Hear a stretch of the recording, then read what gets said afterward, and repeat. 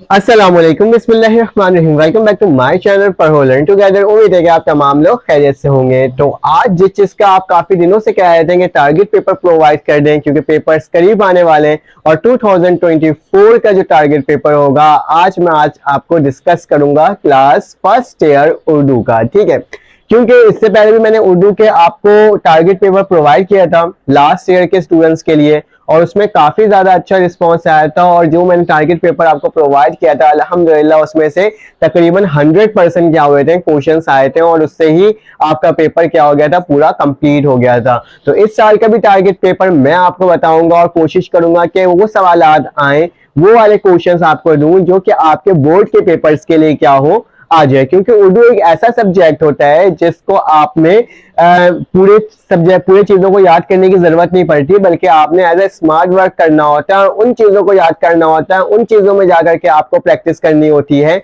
जहां जाकर के आप भी काफी ज्यादा अच्छे मार्क्स ले सको। अगर सब याद करने बैठ जाओगे और आपको पता है कि उसमें से कोई एक आएगा ही आएगा, तो क्यों ना मैं उसकी ही तैयारी कर लूं, जो कि एक आएगा उसकी प्रेजेंटेशन अच्छे कर लूं, जिससे मुझे नंबर मिल सकते हैं। क्योंकि उर्दू में क्या होता है, आपकी प्रेजेंटेशन सबसे ज्यादा मायने रखती है। तो चलें आ जाए, आज का जो लेक्चर है वो आपके पास class first year new Urdu book जो आई है आपके पास 2024 टारगेट पेपर सरशारिक पढ़ो लर्न टुगेदर। तो आज के इस टॉपिक में करेंगे, लेकिन उससे पहले बताना चाहता हूँ अपने प्राइवेट ग्रुप के बारे में।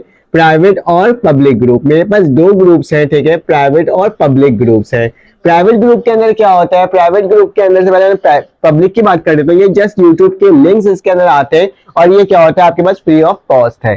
जबकि प्राइवेट ग्रुप क्या होता है, प्राइवेट ग्रुप आप लोगों के लिए काफी ज्यादा बेनिफिट है। ये मैं क्लास 9 से लेकर के सेकेंड ईयर के स्टूडेंट के लिए प्रोवाइड करता हूँ प्राइवेट ग्रुप। इसके अंदर आपको मिलता है एमसीक्यूज पेपर्स, ठीक है, इसके अंदर आपको मिलता है प्रीलियम पेपर्स, इसके अंदर आपको मिलता है गैस पेपर, टारगेट पेपर, वो भी कैसा, पीडीएफ फॉर्म में। क्योंकि बहुत सारे कॉलेज में जो पेपर्स होते हैं वो तमाम पेपर्स आपके इस ग्रुप में मिल जाएगा। आपके जो पेपर से रिलेटेड जो जो सवालात लगेंगे, इंपॉर्टेंस और तमाम चीजें डिस्कशन, वो तमाम चीजें क्या होगा प्राइवेट ग्रुप में होगी आपके पास। जब पेपर आपके करीब आने लग जाता है तो उस वक्त ये वाला ग्रुप आपके लिए काफी ज्यादा क्या होता है, बेनिफिशियल हो जाता है, काफी ज्यादा बेनिफिट प्रोवाइड करता है। क्यों?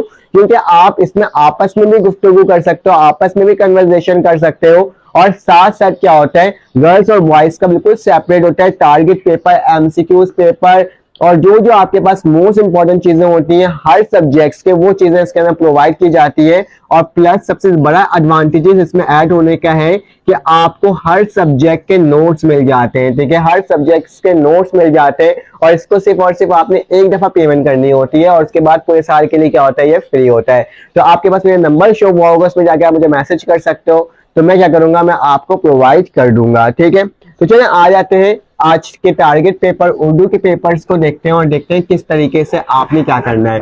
तो सबसे पहले हम लोग क्या करेंगे, एमसीक्यूज के बारे में डिस्कशन करेंगे कि उर्दू के पेपर के एमसीक्यूज को किस तरीके से आप कर सकते हो, अटेम्प्ट कर सकते हो। सबसे ज्यादा अहम चीज ये होता है 20 मार्क्स का एमसीक्यूज होता है, और स्टूडेंट सबसे ज्यादा वो हो जाते हैं, कंफ्यूज हो जाते हैं कि इसकी तैयारी कैसे करनी है।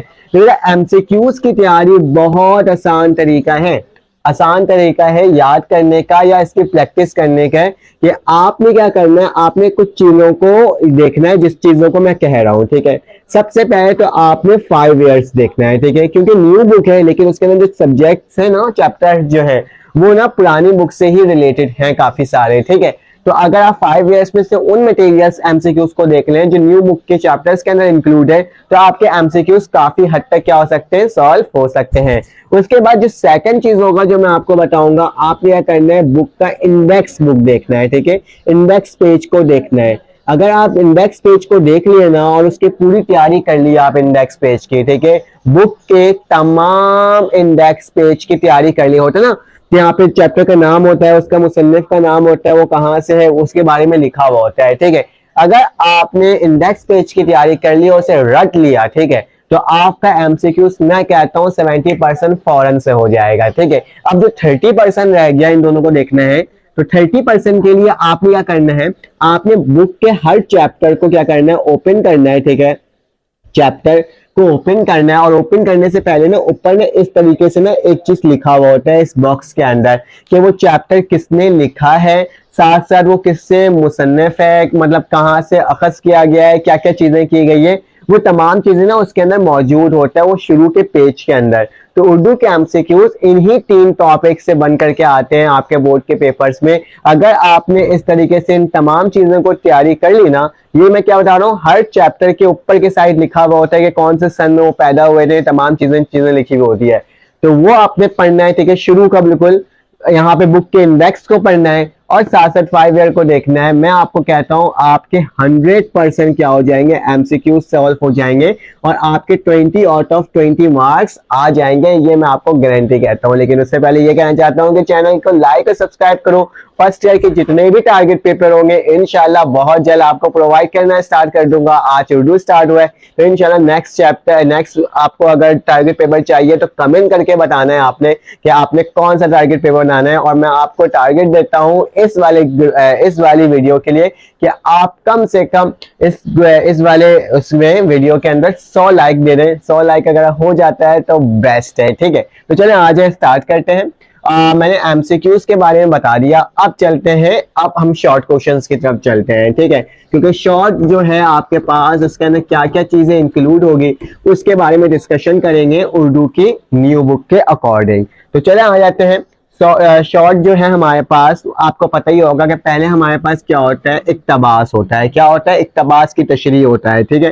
तो मैं यहाँ पे लिख देता हूँ कि इक्तबास की जो तशरीह है उसके बारे में अभी डिस्कशन कर लेते हैं कि इक्तबास की तशरीह किस तरीके से करना है, उसके नंबर किस तरीके से आएंगे, ठीक है। उर्दू थोड़ा सा मुश्किल तरीके से लिखता हूँ, समझने की कोशिश कर लेना, ठीक है।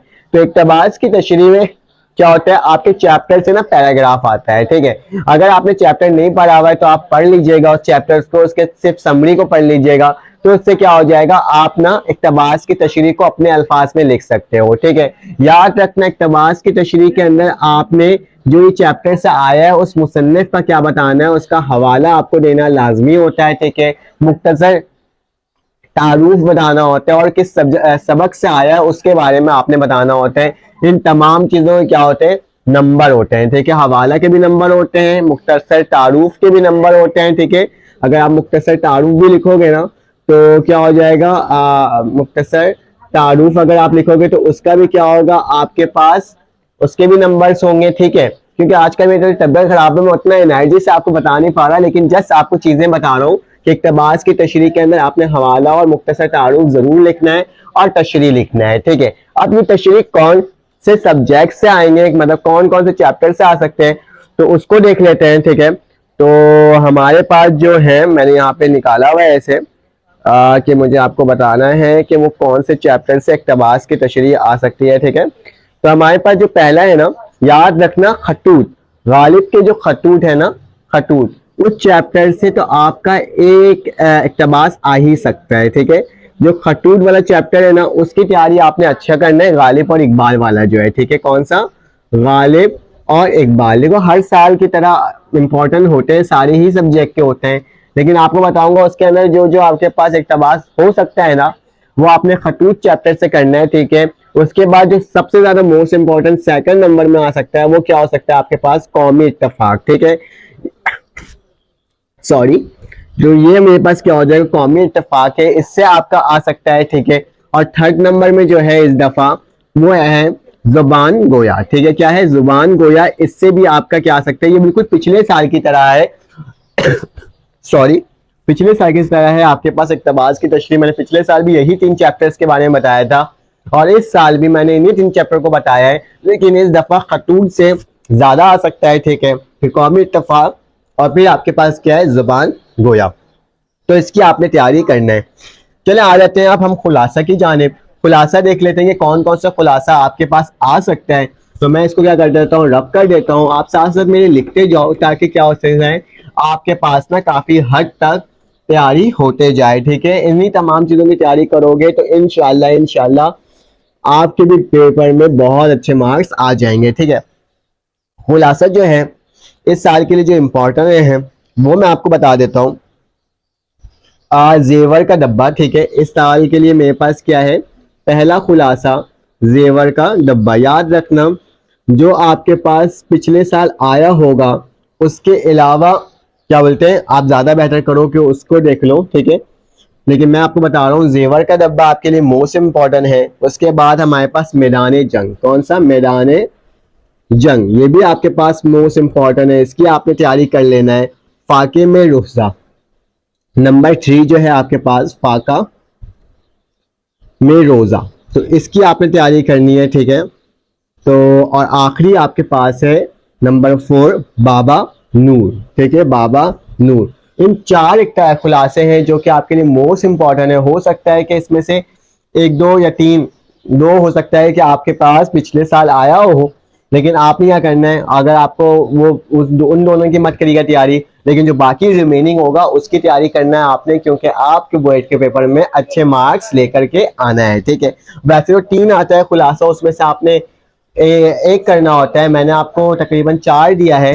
ایک آپ کے پاس کیا ہے سمجھ لیں ایک طریقے سے بونس پوائنٹ ہے, آپ اس کی اچھے تیاری کر سکتے ہو. ٹھیک ہے, چلے آ جاتے ہیں خلاصہ کے بعد ہمارے پاس آ جاتا ہے مرکزی خیال. ٹھیک ہے, تو میں کیا کرتا ہوں, اس کو رب کر دیتا ہوں اور آپ کو بتاتا ہوں مرکزی خیال کی تیاری کیسے کرنی ہے. ٹھیک ہے, تو یہاں پہ مرکزی خیال, مرکزی خیال ہوتا ہے وہ نظم میں سے آپ نے کرنا ہوتا ہے. ٹھیک ہے, تو مرکزی خیال میں آپ کے پاس ہے پہلا مرد مسلم.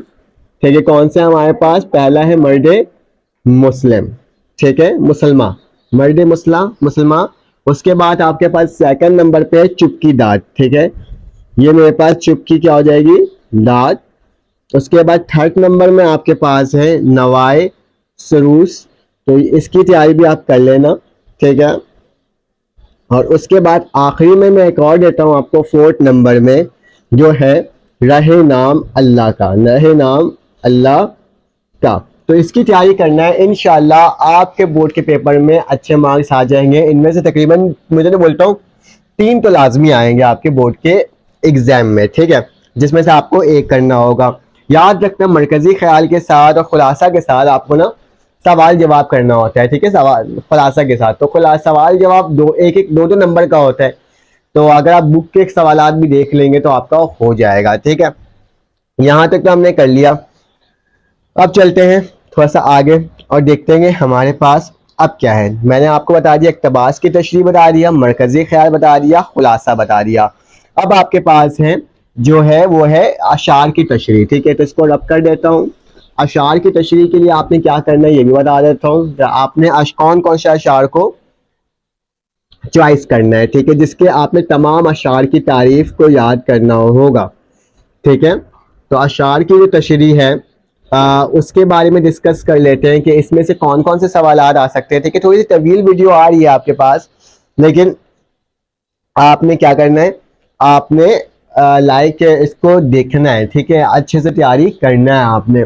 تو یاد رکھنا آپ کے پاس جو پہلا اشعار ہے وہ مرزا غالب کے جتنے بھی غزلس ہیں اس کی تیاری کرنی ہے آپ نے. ٹھیک ہے, نمبر 2 آپ نے میر تقی میر کے آپ نے تمام غزل کی تیاری کرنا ہے. اور آپ نے نمبر 3 خواجہ میر درد. ٹھیک ہے, خواجہ میر درد کی غزل کی تیاری کرنا ہے. اگر ان تینوں کی غزل کی تیاری کر لیا, اگر 5 ایئر سے بھی کر لو گے نا تو بھی میں کہوں گا کہ آپ کا ہو جائے گا. ٹھیک ہے, آپ کے اشعار آ جائیں گے. ٹھیک ہے, لیکن یاد آپ نے کرنا ہے بلکہ ان دونوں میں سے کسی 2 کا بھی پورا کر لیے نا غزل, تو میں آپ کو کہتا ہوں کہ آپ کے غزل کی تیاری بھی پوری ہو جائے گی اور آپ بھی بورڈ کے پیپر میں بہت اچھے مارکس لے کے آ سکتے ہو. یقیناً ہم نے ابھی شارٹ کے تمام سوالات کو ڈسکس کر لیا.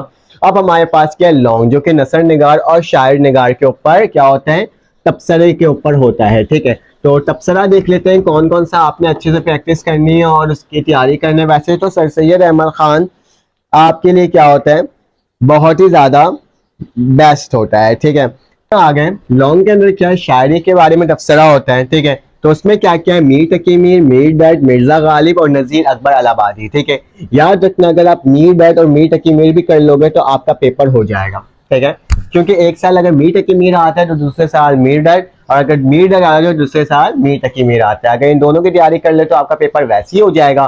لیکن اسٹوڈنٹس کے سوال ہوتے ہیں کہ سر کتنے ہیڈنگ ہونے چاہیے, تو ایٹ لیسٹ آپ کے پاس اس کے اندر 10 ہیڈنگ ہونا چاہیے.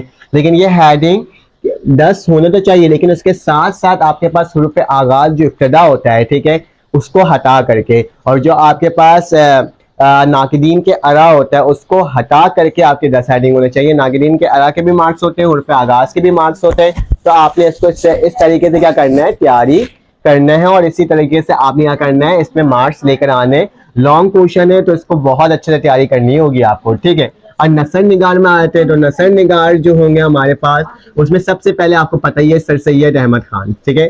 तो मेरे पास कौन है, सर सैयद अहमद खान, ठीक है। सर सैयद अहमद खान को बहुत अच्छे से तैयारी कर लेना है। मैं और भी आपको बता देता हूँ जो आपके बोर्ड के पेपर के लिए इंपॉर्टेंट है। मुंशी प्रेमचंद, ठीक है। सेकंड नंबर पे आपके पास कौन है, मुंशी प्रेमचंद, मैं यहाँ पे लिख देता हूँ, प्रेमचंद लिख दिया मैंने, ठीक है। उसके बाद आपके पास है ख्वाजा हसन निजामी। नंबर 3 में क्या बता रहा हूँ मैं आपको, ख्वाजा हसन निजामी, ठीक है। तो इससे क्या हो जाएगा, अगर आप इन तीनों की तैयारी करोगे, बल्कि मैं तो बोलता हूँ सर सैयद अहमद खान भी कर लो या मुंशी प्रेमचंद कर लो, तो आपका पेपर हो जाएगा, ठीक है। तो ये पूरा टारगेट पेपर मैंने आपको बता दिया। लॉन्ग से एमसीक्यूज से स्टार्ट किया, लॉन्ग में शॉर्ट में आया, और शॉर्ट के बाद आपके पास लॉन्ग में आया। अगर आपको मेरी वीडियो अच्छी लगी तो आप लाइक कर देना, सब्सक्राइब कर देना, बेल का आइकन क्लिक कर देना। फिर आपसे मुलाकात होगी एक न्यू वीडियो में। बस चैनल को लाइक और सब्सक्राइब करो, फिर आपसे मुलाकात होती है। अल्लाह।